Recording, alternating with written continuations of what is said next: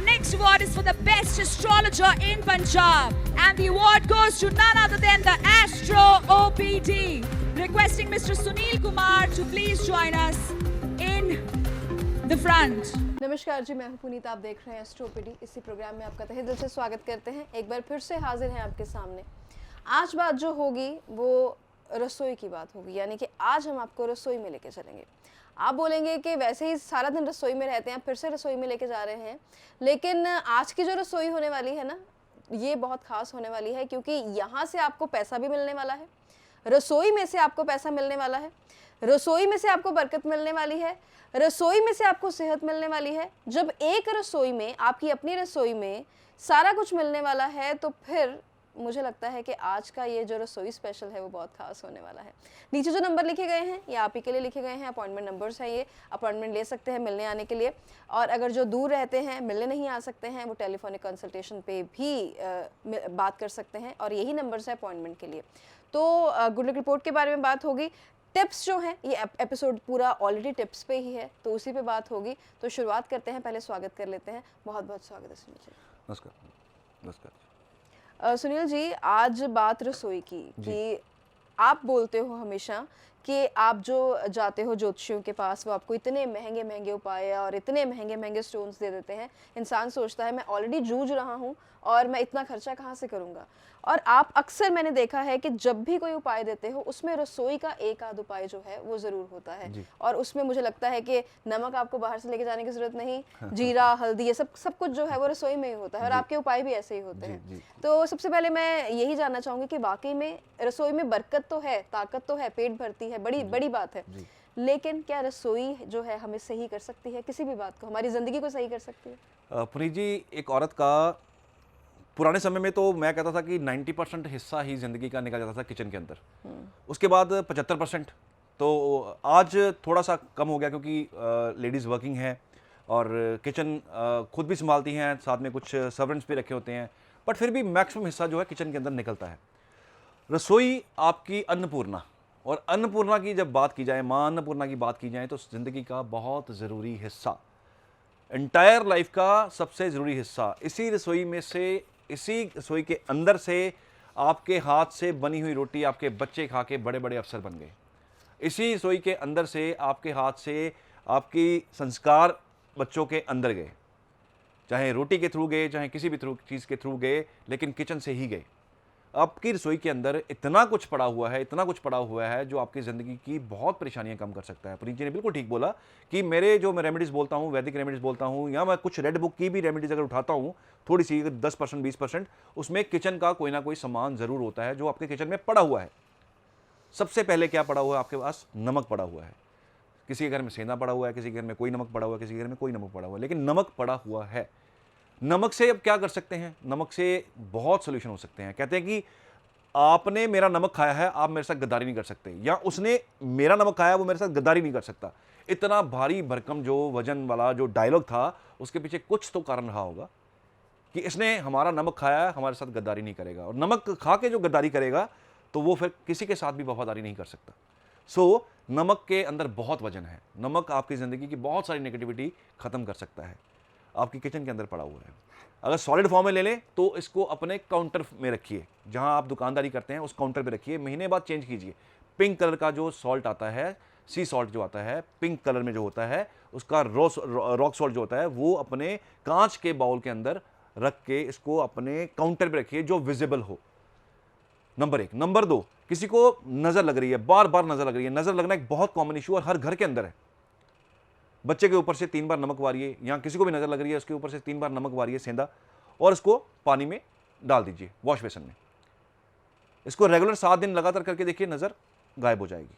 Number 3, किसी को बहुत ज़्यादा टोक लगती है, नज़र तो हो ही हुई, टोक लग जाती है। एक होती है कि नज़र लगना, काम होने वाला था, हुआ नहीं, टोक के काम शुरू करने से पहले टोक लग गई, काम हुआ ही नहीं, वो क्या करेंगे? नमक लीजिए, हाथ में रखिए, ऊपर से हाथ बंद कीजिए, और अपने मन में ये चीज़ बोलिए कि ये जो नज़र है या ये जो टोक है, ये जहाँ से आई ये वापस जाए।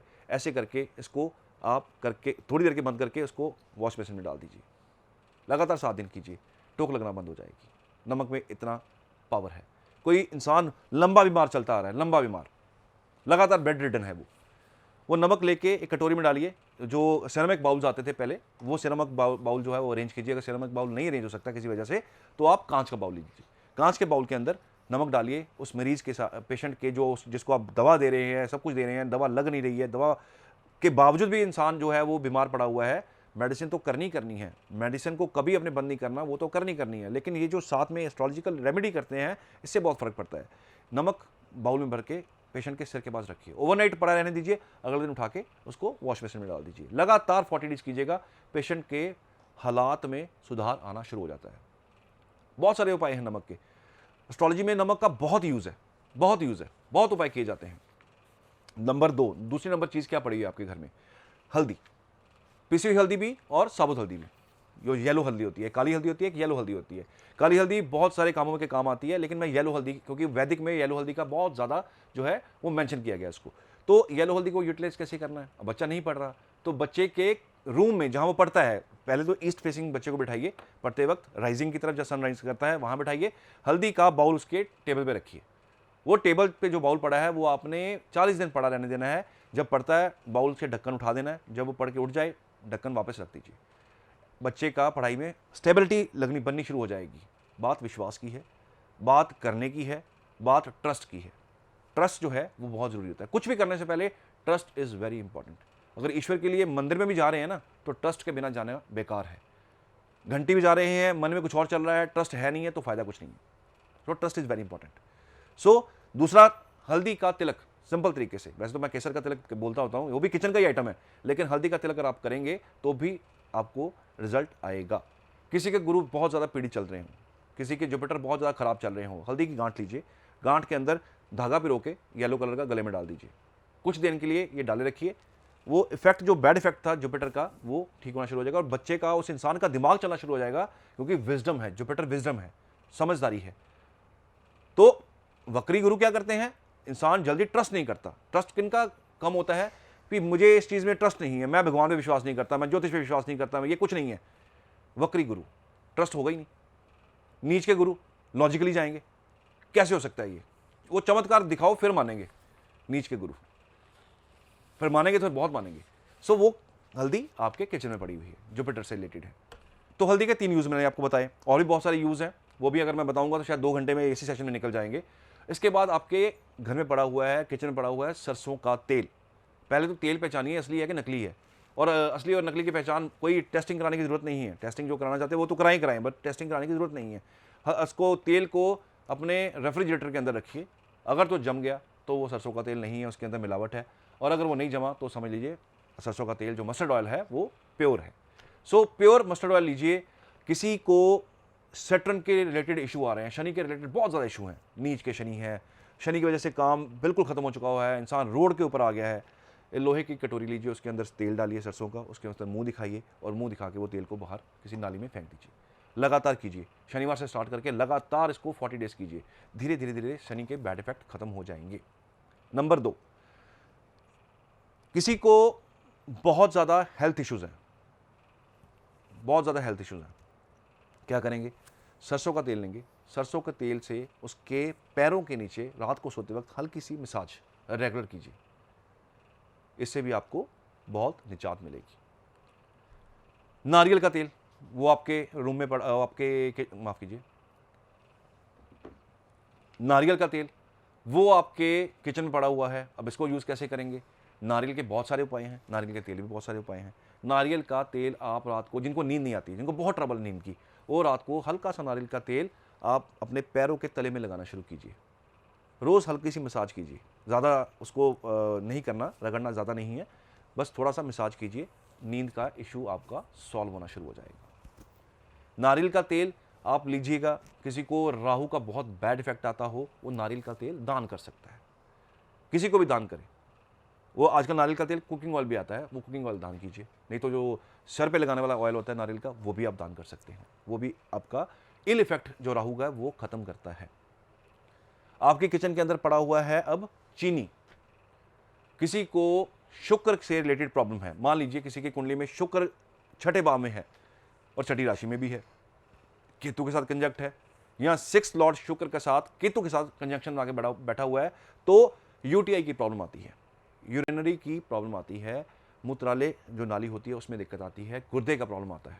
तो वो क्या करेंगे, वो उनके लिए एक सिंपल सी रेमेडी है, जो चीनी होती है, सफ़ेद चीनी जो आप शुगर केन से बनती है, जो गन्ने से बनती है, उस चीनी को आप डोनेट करना शुरू कीजिए। कहाँ डोनेट करना है, किसी को दे सकते हैं, कोई नहीं मिल रहा, कोई डायरेक्ट नहीं ले रहा, तो आप मंदिर में चढ़ा सकते हैं। कब चढ़ाना है, शुक्रवार को चढ़ाना है। कितने शुक्रवार चढ़ाना है, कम से कम 12 शुक्रवार चढ़ाइए। तो इफेक्ट जो है, इल इफेक्ट है शुक्र और केतु का कंजंक्शन का, वो आपका सॉल्व होगा। सो किचन की ये मैंने सिर्फ आपको 4 आइटम्स गिनाई हैं, 4। आपकी किचन भरी पड़ी है, जिसके अंदर चने की दाल भी आती है, उड़द की दाल भी आती है, मतलब हर दाल का आपकी जितने भी लेंटेंस है उसका सबका किसी ना किसी ग्रह के साथ लेना देना है। बुध के लिए जो है साबुत मूंग हरी वाली दाल होती है, जुपिटर के लिए, गुरु के लिए चने की दाल है येलो कलर वाली। उसके बाद जो आपके ये काले चने आते हैं, ये शनि के अधीन आते हैं। काले तिल होते हैं, ये राहु के अधीन आते हैं। सो नमक होता है, ये शनि के अधीन आता है। आपकी हल्दी होती है, ये जुपिटर के अधीन आती है। सो हर दाल, हर मसाला किसी ना किसी तरीके से आपकी कुंडली के अंदर जो ग्रह बैठे हुए हैं उनके साथ डायरेक्ट रिलेशन बनाए हुए हैं। अपने डॉक्टर खुद बनिए ना। आपको लगता है कि मेरा एक ग्रह खराब है, उस चीज़ को आप डोनेट कीजिए। आपको लगता है कि आपका ग्रह कोई नीच क्या कुंडली के अंदर, उस चीज़ का, उसका रिप्रेजेंटेटिव जो आपके किचन के अंदर जो प्रोडक्ट पड़ा हुआ उसका डोनेशन कीजिए। सिंपल। सो अवेयर रहिए। आपकी किचन जो है अन्नपूर्णा ऐसे नहीं कहा गया, ये पूरी तरह से पूर्ण है, पूर्ण। इसके अंदर हर एक बीमारी का जो है आपके लिए हल है आपकी किचन के अंदर। लेकिन हमें वही बात कि जब तक बड़े बड़े उपाय ना बताए जाएं, जब तक बड़े बड़े नग ना जो है आपको प्रेजेंट किए जाएं, आपको बताए जाएं, तब तक यकीन नहीं होता। जब तक ज्योतिषी पूरी उंगलियां भर के ना बैठें आपके सामने, तो इंसान को लगता नहीं है कि वो ज्योतिषी है। जब तक बड़ी बड़ी मालाएं डाल के गले में ना बैठा जाए, तब तक लगता नहीं है कि ये ज्योतिषी है। तो ये जो माहौल क्रिएट हो चुका हुआ है, ये चलो जो करते हैं वो करते हैं, उनका वो काम है, हम उसके लिए कुछ नहीं कह सकते। वो उनका थॉट है, उनका सोच है। लेकिन यहाँ से आपको, इस शो से आप आइए ना आइए कोई फ़र्क नहीं पड़ता। लेकिन अगर आप इस शो से जुड़े रहेंगे तो आपको यहाँ से अपनी किचन में से बहुत कुछ मिल जाएगा, जिसका हल आप घर बैठे ही कर सकते हैं। So awareness is very important. एस्ट्रोपीडी का शुरू से यही मंतव्य रहा है कि आप अवेयर रहिए और किसी के झांसे में ना आइए। अपने डॉक्टर खुद बनिए, अपने ज्योतिषी खुद बनिए। और एक चीज़ जानना चाहेंगे, जो कुछ बीमारियां होती हैं जो घर में आ जाती हैं और जाने का नाम नहीं लेती, लंबी बीमारियां, वो किसी बुजुर्ग को भी हो सकती हैं या फिर किसी छोटी उम्र के, वो उसका क्या कारण है? देखिए पुनीत जी, अगर तो एज फैक्टर से बीमारी है तो नेचुरली जब जब एज बढ़ती है, इंसान की बॉडी के जो ऑर्गन्स होते हैं वो काम करना कम कर देते हैं, धीरे धीरे कम कर देते हैं, फिर बंद हो जाते हैं और इंसान चला जाता है। तो एक एज फैक्टर होता है, वो एक नेचुरल फैक्टर है। उससे निजात पाना, अगर कहूँ कि निजात पाई जा सकती है, तो वो कुदरत को अपने हाथ में लेने वाली बात है। वो कभी मैं ना लेता हूँ, ना मैं किसी को कहता हूँ। हाँ, छोटी एज में कोई बीमार पड़ रहा है, वो लंबी बीमारी चल रही है, नेचुरली उसकी कुंडली के अंदर कोई ना कोई रीज़न, तो शनि से ही सारी बीमारियाँ निकलती हैं। जितनी स्ट्रेस है, जितनी बीमारियाँ हैं, जितनी जिंदगी हमारी बॉडी के अंदर स्ट्रेस है, जो हमारी बॉडी के ऑर्गन्स के अंदर स्ट्रेस है, जो ऑर्गन्स का खराब होना है, वो शनि से रिलेटेड है। क्योंकि कोई भी बीमारी शनि के बिना हो ही नहीं सकती। शनि के साथ कोई ग्रह अटैच हो जाए, शनि बीमारी दे देते हैं। केतु अटैच हो जाए तो भी बीमारी। केतु सर्जरी करवाते हैं, कट लगवाते हैं। केतु पंचम में हो जिन लेडीज़ के, उनका वो होता है, अबॉर्शन भी होता है, और उनका जब भी डिलीवरी होती है तो इसमें सी सेक्शन जो है वो होता ही होता है। सो केतु हो गया, शनि हो गए, ये आपकी लंबी बीमारी के कारक हैं। राहु वो बीमारी देता है जिसका इलाज नहीं होता, रिजॉल्व नहीं होती बीमारी। शनि वाली बीमारियां तो फिर रिजॉल्व हो जाती हैं, लेकिन राहु के थ्रू जो बीमारी लगती है वो रिजॉल्व नहीं होती, वो लंबी चलती हैं। उसमें से कैंसर सबसे बड़ी बीमारी है, राहु का इसमें बहुत बड़ा इन्वॉल्वमेंट है। सो वो कुंडली टू कुंडली डिपेंड करता है कि किस वजह से बीमार हैं आप, किस वजह से आपको बीमारी हुई, मेडिकल साइंस ने क्या कहा, एस्ट्रोलॉजी ने क्या कहा, मेडिकल साइंस का इलाज किस तरह करना है और एस्ट्रोलॉजी का इलाज किस तरह करना है। वो एक विषय है जिसको 101 बैठ के ही डिस्कस किया जा सकता है, क्योंकि वो स्टैंडर्ड फार्मूला उसमें कोई नहीं है। स्टैंडर्ड फार्मूला जो मैंने आपको बताया वही है, जो स्टैंडर्ड फार्मूला है, क्यों, रीज़न क्या था इसका, क्यों लगी, इसका प्रोक्योरमेंट क्या है, वो तो 101 बैठ के ही किया जा सकता है। क्योंकि वो चीज़ कभी भी आपको स्टैंडर्ड तरीके से नहीं कही जा सकती, ना बताई जा सकती है। वो पर्सन टू पर्सन कुंडली डिपेंड करता है।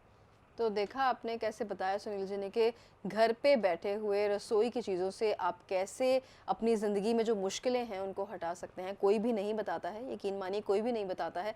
सब चाहते हैं कि एस्ट्रोलॉजर के पास आएँ, फीस वगैरह दें और फिर सारे काम जो है वो सॉल्व हों। लेकिन अगर घर बैठे ठीक हो रहे हैं तो इससे अच्छी बात कोई और नहीं हो सकती। तो लकी वेयर जो हमारे हैं, जिनकी लकी मेल सेलेक्ट हुई है, ये है आरवदीप सिंह हैं, अमृतसर से हैं। कहते हैं फार्मेसी की पढ़ाई कर रहा हूँ लेकिन दिल ज्योतिष में ही लगता है। दिल अगर ज्योतिष में लगता है तो एडमिशन आर ओपन, आप एडमिशन ले सकते हैं क्योंकि लिमिटेड सीट्स हैं और कुछ दिन बाकी बचे हैं। अगर इंटरेस्ट ज्योतिष में है तो ज्योतिष भी सीखिए क्योंकि अभी एडमिशन चल रही हैं, अभी फ्यू सीट्स आर देयर, कुछ लिमिटेड सी सीट रह गई हैं और वो भी मुझे लगता है कि 1-2 दिन इस शो के शायद पहले ही भर जाएं। तो अगर आपके लिए कोई सीट बचेगा आप एडमिशन ले सकते हैं, लेकिन फार्मेसी के लिए आपने जो करना है वो ज़रूर करिए बिकॉज बेसिक जो education is that is very important. ज्योतिष भी सीखिए, अपनी फार्मेसी भी कीजिए और आपकी जब कुंडली आएगी मेरे पास तो उसमें कुछ जो भी आपके योग होंगे वो आपको मैं लिख के भेजूंगा। पढ़ाई के लिए कुछ अगर ज़रूरत होगी तो उसके लिए भी आपको उपाय लिख के भेजूंगा, वो कर लीजिएगा। तो फिर आज का एपिसोड जो है मुझे तो बहुत इंटरेस्टिंग लगा और काम का लगा। आपको कैसा लगा कमेंट्स में ज़रूर बताइएगा। मिलते हैं जल्दी, ध्यान रखिए अपना, धन्यवाद। Our next award is for the best astrologer in Punjab, and the award goes to none other than the Astro OPD. Requesting Mr. Sunil Kumar to please join us in the front.